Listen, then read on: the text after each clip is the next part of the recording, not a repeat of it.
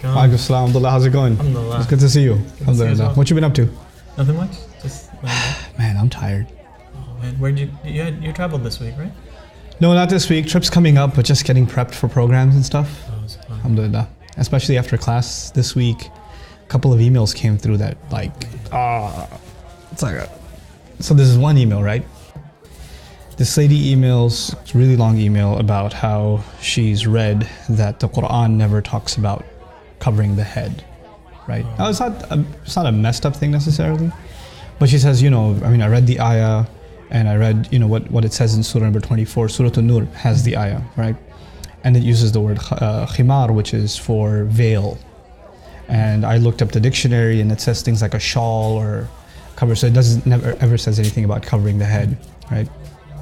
And I start thinking, is this a common confusion, or is this just this one-time email? Yeah. So I do a little digging and it's actually extremely common. Like a lot of people think that the ayah is not talking about covering the head at all, right? So it's a really common confusion. I didn't know. So one of the things I really want to do is kind of address this in a sane way. I'm not interested in getting somebody to wear hijab. That's their decision, right? But at the end of the day, if something's being said about the Quran, we have to be honest. And what is it saying? And there are people who would like it to mean something it doesn't mean. And then there are people who are genuinely, they just don't know any better and they're confused about the subject. And I'd like to assume that anybody who has this confusion, they just don't know any better, or whatever they read convinced them of this. I don't like to think that they're they mean evil, or they're trying to have an agenda. Have an agenda, or a misguided opinion or whatever. So the cool thing about Arabic, right, is that for covering the head, just covering the head, there's 9 different words. Wow. And one of them is khimar, right? So you have, miqna'a and mighfar, and there's all these bunch of words. And that depends on if it covers the head, and if it's up to here, if it's up to here, if it's up to here, depending on the length, each has its own kind of meaning. And in Old Arabic, the word khimar, which is used in the Quran, now, you and I know commonly we use the word hijab. Yeah. Hijab is actually not a word for head cover. It's actually a word for barrier. Like a wall could be a hijab. A curtain could be a hijab. Okay, so it just kind of got coined as hijab, but that's not the word in the Quran, nor the Arabs ever used it like that. Okay, so the word is khimar. And the cool thing about it is the word itself includes the meaning of covering the head. Like the head and then some. And it's used before Islam. The men used to have khimar too. One of the names for their turban, if it was extra long and it went down to almost middle of the belly, the men used to call it khimar too. And then it's so cool. The women had different fashions or whatever. And one of the things the women before Islam used to do is they used to have this bandana type thing that they would tie in the back with their ponytails, and it would go to the middle of their back. So they wouldn't drape it in front, they throw it behind them. That was also called a khimar.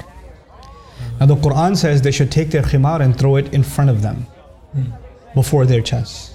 In other words, the only difference is keep the khimar, but just use it. The head cover is already included in the meaning. Just use it to cover the front also, right? And it should be a certain length. That's the meaning.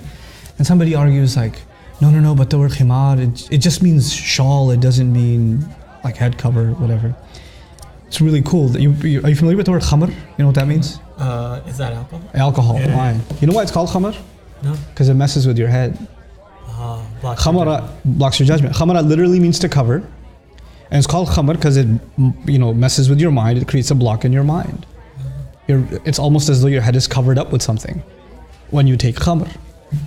It's part of the meaning of the word. We're not even talking about the Islamic meaning. We're talking about Arabic itself. Back in the day, they'd see some horses are funny colors, from the neck onwards it's white and the rest of it's brown or something like that. They would say that horse is mutakhammir. It's like it has a khimar on. So, how are you going to explain that as the horses don't have shawls on? Yeah. It's just the length. It's just a length, and it's covering its head, and it's up to its neck and all the way down. So that's why they're calling it a khimar. So it's already in the language, but it's so unfortunate that when they say, okay, they should draw their veils over their chest. That's what some translations say, draw the veils over the chest. Well, a veil could be a shawl, it could be any kind of cloth. And it doesn't really include head covering, right?